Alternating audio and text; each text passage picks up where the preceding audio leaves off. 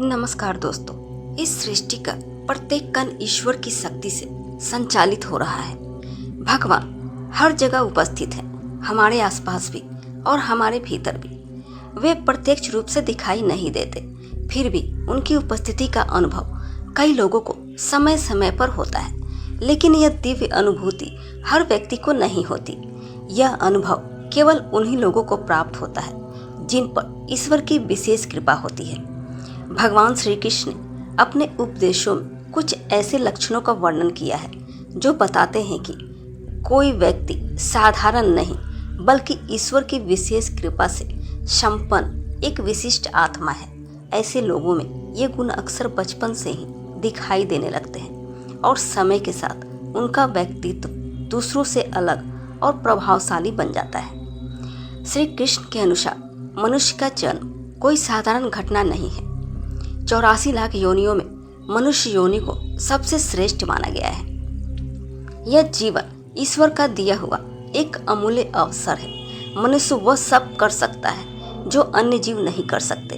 इसलिए प्रत्येक व्यक्ति को इस जीवन का सम्मान करना चाहिए, ईश्वर का आभार व्यक्त करना चाहिए और अपने जीवन को अच्छे कार्यों में लगाना चाहिए। लेकिन सभी लोग इस अवसर का सही उपयोग नहीं कर पाते। वहीं कुछ लोग ऐसे होते हैं जिनके साथ अदृश्य ईश्वरीय शक्तियाँ हर समय रहती है। ये शक्तियाँ उन्हें सही मार्ग दिखाती है, संकटों से बचाती है और धर्म के मार्ग पर चलने की प्रेरणा देती है। कई बार ऐसा भी होता है कि कोई व्यक्ति बड़ी दुर्घटना से बाल बाल बच जाता है, किसी भयंकर संकट से सुरक्षित निकल आता है, या उसे बार बार ऐसा महसूस होता है कि कोई अदृश्य शक्ति उसकी रक्षा कर रही है।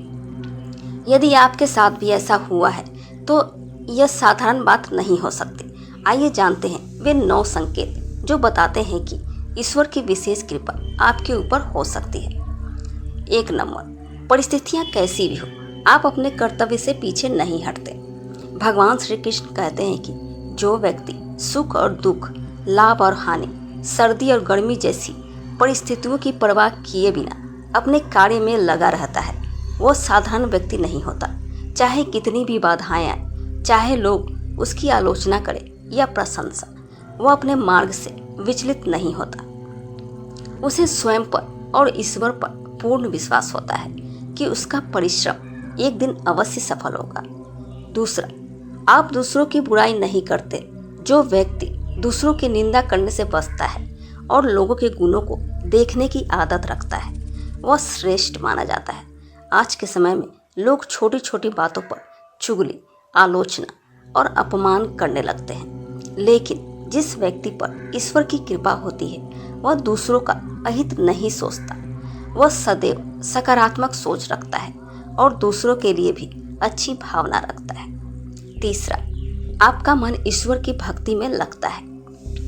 जो व्यक्ति अपने दैनिक कार्यों से समय निकालकर ईश्वर की भक्ति, आराधना और नाम स्मरण में समय बिताता है, उसके चारों ओर एक दिव्य ऊर्जा का घेरा बना रहता है।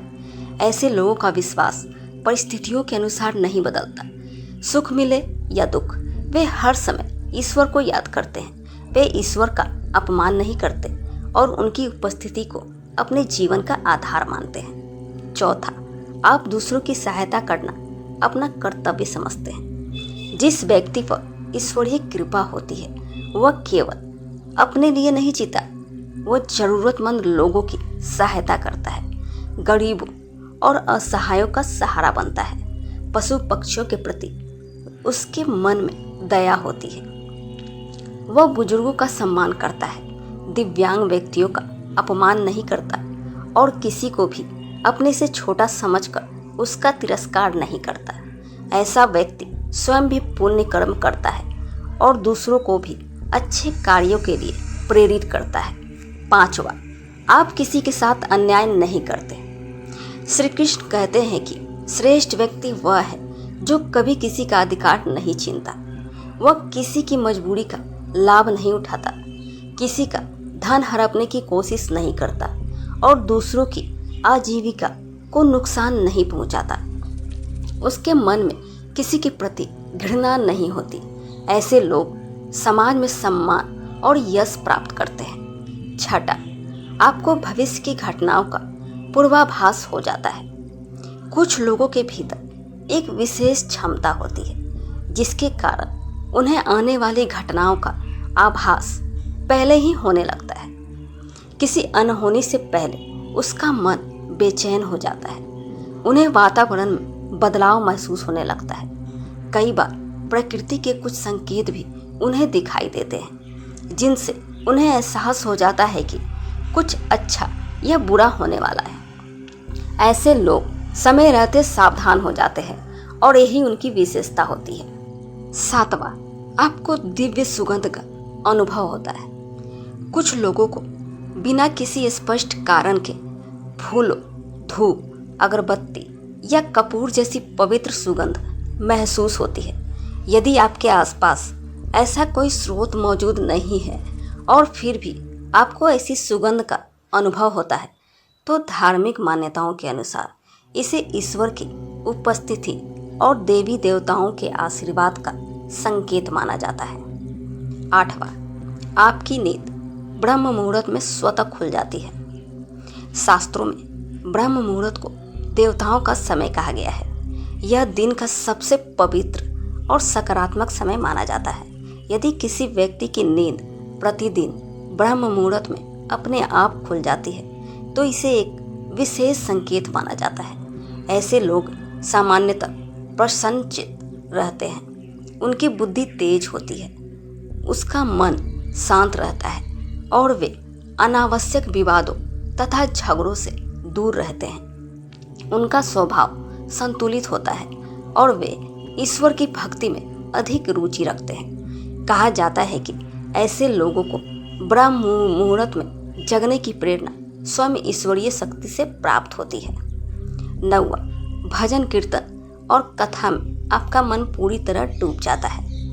अधिकांश लोगों का ध्यान भजन कीर्तन या कथा के दौरान इधर उधर भटक जाता है।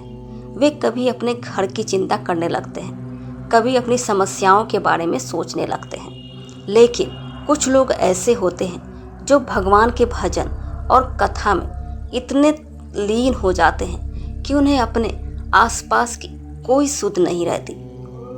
उन्हें केवल शांति, पवित्रता और आनंद का अनुभव होता है। कई बार उन्हें शंख, बांसुरी या मंदिर की घंटियों जैसी शुभ ध्वनियों का भी आभास होता है। ऐसे लोगों के बारे में माना जाता है कि ईश्वर उनके अत्यंत निकट होते हैं और वे ईश्वरीय कृपा के अधीन जीवन जी रहे होते हैं। जो व्यक्ति ईश्वर की भक्ति में ही वास्तविक आनंद अनुभव करता है वह ना तो स्वयं दुखी रहता है और ना ही किसी को दुख देता है। उसका मन और मस्तिष्क शांत रहता है और वह सदैव सत्य तथा सदाचारी के मार्ग पर चलता है। वैवाहिक निष्ठा भी ईश्वरीय कृपा का एक संकेत है।